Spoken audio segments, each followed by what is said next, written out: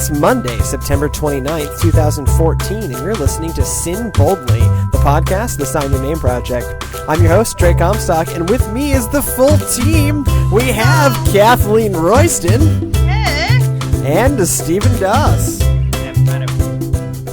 On this week's show, we talk about we're going to talk about a really controversial topic in Christian circles, and that is whether or not God exists. Yes. Thank you for joining us tonight. With any feedback?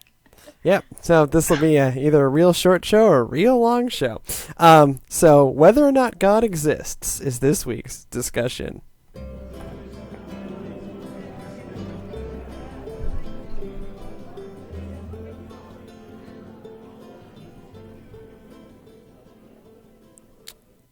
So, normally this perhaps wouldn't come up, but Stephen Hawking has been reported in Spain's El Mundo, the world in Spanish, I've been told, by Senora Gallivan in the 9th grade. Sorry, Senora Gallivan, I was a terrible student. Which just explains a lot about my Spanish. So anyways, he gave an interview to Spain's El Mundo, which said a number of things that basically boiled down to, in his opinion, there is no God. So he is quoted as saying such things as, before we understand science, it is natural to believe that God created the universe. But now, science offers a more convincing explanation. In responding to the quote where in A Brief History of Time he talked about unifying the theories of science would be to know the mind of God, he responds saying, what I meant by we know the mind of God is we know everything that God would know if there was a God, which there isn't. I am an atheist. That's him saying that. I am not an atheist. I am a theist. He also said, what else? In my opinion, there's no aspect of reality beyond the reach of the human mind. I know we touched on this topic in a way when we talked about the Bill Nye Ken Ham debate, where Ken Ham was basically offering that you need to use bad theology and bad science in order to make science and religion be okay. And Bill Nye kind of stood there and went, what the hell is wrong with you? And those of us on the progressive Christian side were like, yeah, no, what the hell is wrong with you, Ken Ham? That's how that debate went. And so it was kind of... This guy speaking for us. And Bill Nye wasn't necessarily, as I understand it, Bill Nye is an atheist, but he wasn't really making a direct attack on religion. He was just saying that what Ken Ham is doing, his version of religion, just leads to bad science. To which I respond, yes, and bad religion. So all the animals were really on the ark, and we need to take the ark really biblically literally, and so, what? Build it in Kentucky. They built it, yeah, yes. So Bad Religion, epic band from the 1990s. Thank you. Yeah, no, I needed that in my day. Fantastic. So I think that's one version of this debate that we've had that's really easy to kind of go, whatever, screw you, Ken Ham. Here is a different kind of polemic. This is a noted scientific figure saying, we have disproven the need for religion. That God is just a construct to explain scientific phenomena that we can now explain. To me, that is to say, the Bible stops at the first 3 chapters of Genesis. Go. So how do y'all respond, besides the fact that, yes, there is a God, which I think is just going to be the title of the show, right? Yes, there is a God. How do y'all respond to Stephen Hawking's attack? Okay, now I'm imagining Stephen Hawking writing, "Are you there, God? It's me, Stephen Hawking, and all I can hear is the voice, because I am a terrible human being." Are you there, God? Oh, let's not make fun of the band. I, for one, welcome our new robot overlords. I am not making, to be clear, I am not making fun of the man. I just was thinking about that when you said that. Okay. Yeah, this is, I don't even, part of me doesn't even want to participate in these debates, right? Sure. That's a Because reasonable as response. someone who is from a family of scientists who are also deeply, deeply, deeply immersed in the life of faith, it always strikes me as an artificial construct. Sure. That there's like this science versus religion and never the twain shall meet. Or like we just use one to explain the other. Well, no. Like I wouldn't want the cat is chewing on Totally two cat. Come on. I it just seems like they're different kinds of questions, right? Sure. Like faith poses different questions than science could ever answer. And I'm okay with that. And so part of me is like, why does this keep coming? Like, what is it about this that keeps coming up over and over and over again? Maybe that's the part that There is a human need to be right. Well, sure, yes. I feel that need very, very often. As someone who's right, like, all the time. I really am right a lot.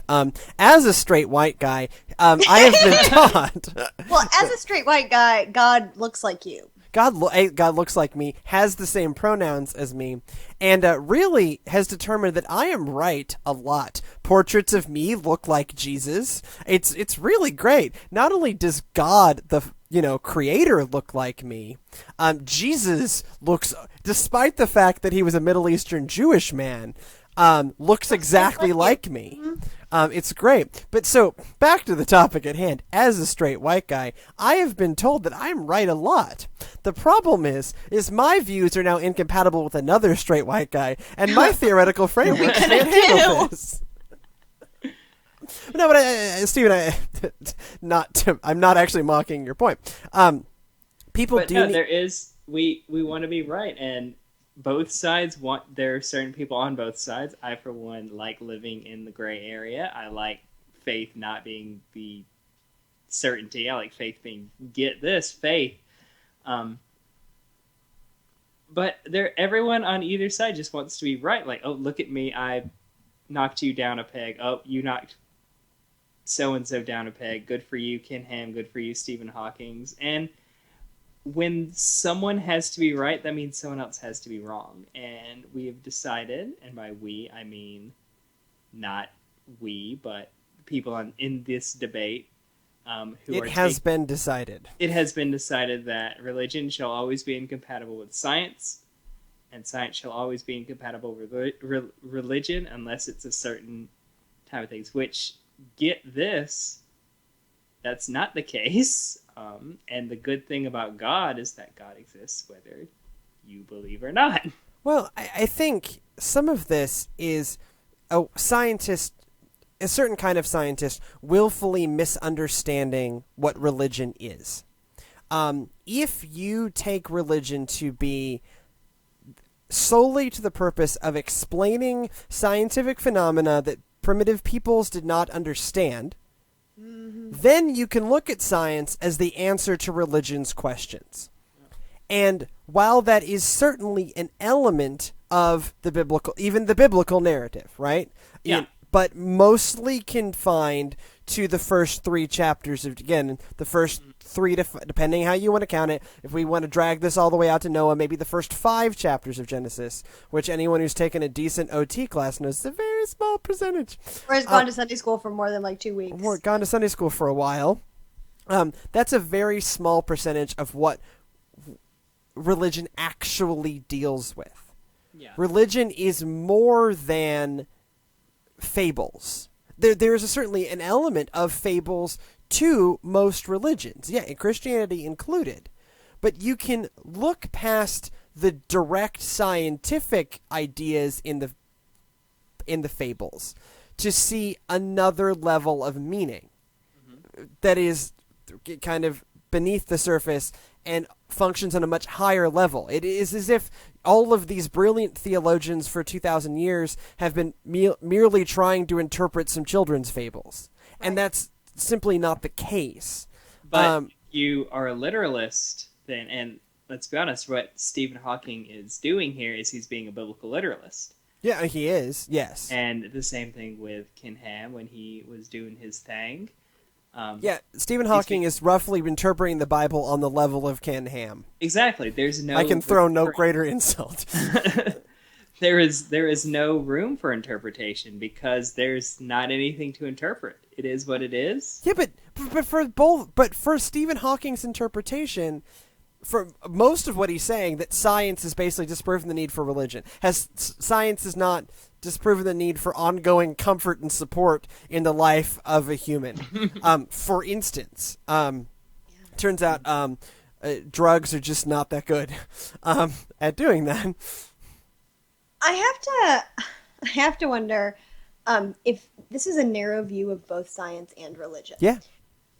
Because I think I have to wonder that part of what keeps people continuing to engage in scientific inquiry is the curiosity aspect, right? Sure. Mm-hmm. Like, is there ever going to be a point, or do people who are serious scientists really want there to be a point where they have everything all figured out? Like, because then what are you going to do with your life, right? Like, when you become a newspaper. Like, if you have all the answers, like, and surely all of this trying to learn about how the world works and all of that is kind of a moving target. And you figure one thing out and you're like, well, this other thing is really mysterious. And you go and you delve into that mystery. Mm-hmm. Like, that feels a lot like the way that I think about my faith. Sure. Is what drives me in my faith is a desire to know and experience more God. Sure. More about God, mm-hmm. more about like the truth of things, like what is beneath everything. And how that, and some of that for me is, how does the world work? But that doesn't mean that I think that religion should answer. I don't see the end point of religion as being a list of answers. And I would argue that serious scientists don't necessarily see that either. Well, I mean, science, it's interesting this is coming from a physicist, and a physicist that works on the grand scale of things, right? So most of physics, I'm kind of a nerd, and so I read books about this periodically. Most of physics that's really been interesting post-Einstein has not been happening in the really big stuff. It's been happening in the really small stuff, where a lot of stuff just doesn't make sense. Like, a lot of stuff doesn't make sense. And there's a lot of stuff that we don't have a grasp of. And we have to build multi-billion-dollar machines in order to even try to get at what this stuff is doing. Large Hadron Collider, etc. And so I think it is easy for a physicist on the grand scale to not understand, for instance, the intricacies of human interaction, right? Psychologists, I think, are in a much easier position to talk about the mystery within the human soul than a physicist. And a physicist may see the world as a list of false assumptions about its mechanics that need to be crossed off and set right, which is essentially how Stephen Hawking implies that physics can be a corrective for religion or God, the need for God, as if all things are merely physics.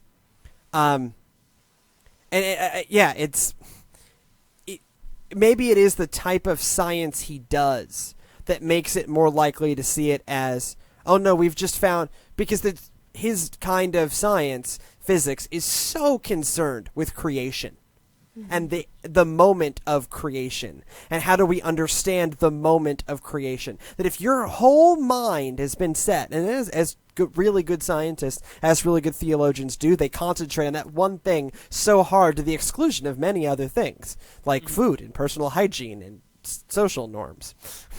Hello, Spectrum buddies. You really focus on a thing. And he may be caught in that perspective of, well, what I'm really interested in is creation. And Genesis 1 and 2 do not look like the Big Bang. Although if you relax your mind a little, they do kind of. But anyways. And so, maybe it's not just a lack of understanding of religion. It's a lack of understanding of science as an entire corpus of human enterprise. Yeah. Because anyone who studies behavioral science, or I was thinking about the natural sure, science. yeah, the natural scientists, and Like, you find out something about a tree, and then you find out this other thing about, and it's like an infinite kind of thing in some ways. right, and you see the intricacy and the very delicate balance, and there's a lot of really interesting stuff in buried within the natural sciences. Right. So to take this kind of to the next step. Okay, fine. So we refute his argument basically on the principle of we're not actually talking about the same thing. Stop trying to act like... We stopped a long time ago trying to act like we're talking about the same thing. Why are you still talking about the same thing? Why are you locked in a theological debate from the age of Galileo? Which even when the Roman Catholic Church is like, my bad, sorry. I mean, they were kind of like, okay, heliocentric, sure, fine, like no big deal. We're not doing that. Really this. Doesn't make any difference in my life, but okay, go with it. Go with it. Like we're not like I think most like thinking Christians have moved to the point where we're not playing the same game. Why are Hawking and Dawkins Still playing the game. Still playing that game. Because it keeps them culturally relevant. Sure, yeah. In a world that has passed them. In fact, atheists are now going against Richard Dawkins because he's just like, he's basically a fundamentalist atheist. He is a fundamentalist atheist. How embarrassing for him. He is Ken Ham of atheism. He is kind of it's that narrow interpretation of atheism. Yes. Dawkins, I think Dawkins was a bigger deal when I was at Oxford in 2007, I think. He was a bigger deal then. He's also on campus there. And so I'd run into more people like, oh, Dawkins. It's like, look, dude, I don't really care what he has to say. What he has to say doesn't actually refute what I believe in. But, okay, so that debate, to me at least, is well in hand. Not Ken Ham. Heyo! Hey, slant rhyme. How do you respond to... Okay, so someone comes to you in your congregation, or in a religious community of which you are a part, and is deeply troubled by, Hawking, the science's version of creation versus Genesis' version of creation. I mean, it's one thing for us to kind of laugh at Ken Ham, but what if people in our congregations have very real concerns about this? Where do you go with that? The kind of the pastoral care angle of this debate between science and religion. In a way that doesn't use the word teleology and ontology. I don't even know what those words mean. I'm going to be honest. I have a master's degree in this. I have no idea what those words mean, and I'm okay not ever knowing. It's how I tell public health students. It's how I tell public health students that we're doing two different things. That they are concerned with ontology, how things happen. We are concerned in teleology, why they happen. Anyway, I think if I'm just gonna keep going. I think that if somebody came to me, my first pastoral question would be, "Can you tell me why this concerns you?" Sure. Because I think that at the heart, if this is something that people are concerned about, I'm curious pastorally what's at the root of it. Because is it a certain understanding of Scripture? Sure. Is it, and if people are like, that's something I need to know that so we can work with that. But so that would probably be where I started. It has not been my experience. And, I grew up in a tradition that was New Earth creationist, right? Sure, yeah. I mean, and pretty hardcore about it. And I never really believed it. And I remember someone, I think it was my grandfather, was like, you know what? God's time is eternal. A day is not necessarily 24 hours. And it kind of went from there. So there was flexibility even in that tradition. So how often maybe my next question is this something that comes up a lot in... It comes up in maybe it's my context in small church rural Georgia. But it does. I mean, people have concerns. And, I don't have an office at the church. My office is at my house.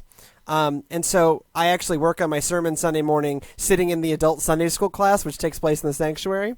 I'm so glad that you work on your sermon Sunday morning. That makes me so anxious for me. I go over it. I kind of move it from rough outline to more finalized outline before I go on. I did just... Look, I do 2 of these. No, I'm amazed. I am amazed and envious. It was not criticism. It was anyway. You just start churning out the crap at some point. I mean, if I really spent time on it, it'd be all I did, and Trey's United Methodist Church. Come hear the crap I spew out. The crap is on our website. You could listen to, some of them I think I'm actually very proud of, and some of them I have to kind of admit that they got away from me and move on. Not all of my sermons are of consistent quality, and part of it is just the time in which I have to do them. I'll confess that. But so I listen in on the adult Sunday school class, and some of it is because that's just where I'm already sitting, and some of it is it's a nice way to kind of catch up on the news without them really noticing that I'm there.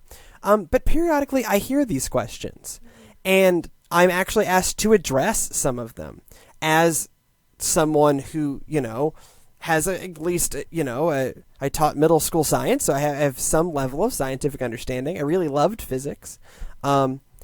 To talk about how belief and science fit together and have to have this conversation about, and a lot of it is, we believe that God is the mover behind it. Whatever that Genesis is really light on the details. Just kind of a vague order of how things happened and a vague timeline of how they happened without any other interpretation, really. And so I started talking about that. If I want to get really nerdy, I can talk about relativity and how time moves at different speeds in different places. Conservapedia tells me that relativity is wrong. Relativity is wrong? It's Conservapedia tells me. Conservapedia tells me. Why is Conservapedia against relativity? They're all into... Because it's socialist. Relativity is socialist. Interesting. Questions. Relativity, the basics of relativity have been confirmed through things like clocks on the International Space Station versus clocks on Earth. It's very interesting. But how objects in motion have different time than objects that are stationary, and it actually makes Genesis work even better. Einstein didn't know it, but he makes Genesis's timeline work phenomenally. But I do run into the situation where I have to talk about how we're just dealing in different things, and to say that we're incompatible is a bad understanding of us and a bad understanding of science. I still, there's part of me that's really squeamish about the separating them, because for me, like, they're different and yet very closely linked. Mm-hmm. That's why they keep butting into each other. It's that sort of too close for comfort business. But like when I think about how things I don't know, pick a natural process. Sure. How that works, why leaves change in the autumn. I mean, all of that for me is just witness to how tightly put together the world is. Sure. So it's one informs the other. That does not mean that they're the exact same thing, nor does it mean that our sacred text is a science book, because last time I checked, it really wasn't. No. It does tell us why snakes slither on the ground and don't have legs. And why we wear pants. And why we wear pants, which is sometimes a more interesting question. Genesis. Why do I have to wear pants? Genesis 1 and 2, why we wear pants. But so the sort of discomfort that I think that people have, particularly people, within Christianity have, the question I want to ask is well, what do you think about creation then? How do you experience, how do you experience creation? What is that? How are we tied to that? How is it tied to each other? Questions about, just things like the food chain and how closely linked all of that is just, for me as a person of faith, is really pretty important. I think for me, for me personally in my own life, I see that. But I stray away from that argument because I know how easily that argument is shot down on the scientific end. and how easily scientists look at that logic, which I feel, and go, well, actually, it's, the nature of the carbon atom is such that, I mean, you can go into this, but, right. And so they look at the order of nature, and they don't see a divine purpose. They see the wonderful result of randomness, and can explain to you, and I could to a certain extent, but I'm no scientist, how really this is just, we as humanity are prone to seeing patterns. And this is one of those things that this debate always hinges on, is that in the end, our mind is programmed to see patterns. We are programmed to see order even when there is none. It's one of the reasons why people keep scratching the lottery, right? Because it's maybe if you work this systematically, it'll work. We're prone to see patterns. Even when perhaps no pattern exists. It's good for hunting or something. I don't remember what the kind of the genetic anthropology is behind it, but there's a reason where we're really good at pattern recognition. To the point where we see patterns when maybe there aren't some. And so any scientist is going to, if we're having this somewhat artificial debate, is going to look at that logic, which I feel and which you feel, and go, yeah, that's just you recognizing a pattern where there is none.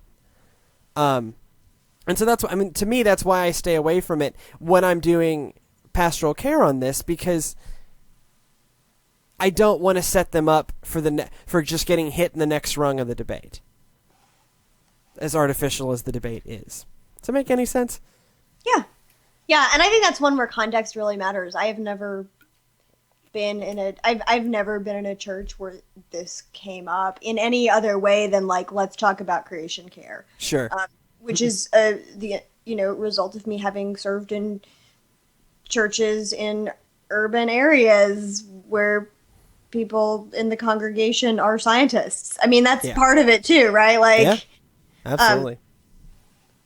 So I haven't run into it. So, I mean, fundamentally, for once here on Sin Boldly, I think we've settled an issue. We have settled our core. We did it. We did it. Usually we kind of end on a, well, in the end we can't solve this issue. I feel like I close the show every week with that statement. But this week I can firmly declare that we have settled an issue. There is a God. And on that bombshell, it's time to end. Go in peace to love and serve the Lord, and end fear by signing your name. Good night.